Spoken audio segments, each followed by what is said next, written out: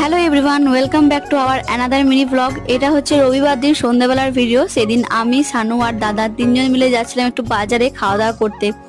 আমি তো কিছুদিন আগে এসেছি, প্রায় এক সপ্তাহ হলো। সানু আজকে এসেছে আমাকে নিতে। আমি সোমবার দিন বাড়ি চলে এসেছি। আমরা এসেছি চিকেন পকোড়া খেতে।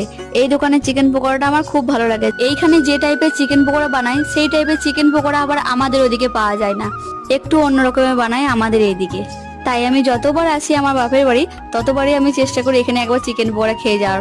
প্রত্যেকবার হয়তো হয় না সময়ের জন্য, এবার সময় পেয়েছি আর সন্ধ্যের দিক করে বেরিয়ে পড়েছিলাম খাওয়ার জন্য। এরপর তিনজনের জন্য গরম গরম 3 প্লেট চিকেন পকোড়া চলে আসে।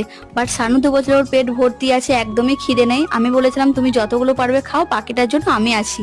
তো যাই হোক, খাওয়া দাওয়া করে আমরা এখন বেরিয়ে পড়েছি বাড়ি যাওয়ার জন্য। আর এটা হচ্ছে আমাদের এখানে পাহাড়েশ্বর, মামা ভাগ্নের পাহাড়, সকলেই হয়তো জানো। আজকের মতো মিনি ব্লগটি এখানেই শেষ করছি। দেখা হচ্ছে আবার অন্য কোনো মিনি ব্লগে। ততক্ষণের জন্য সকলে ভালো থেকো। টাটা।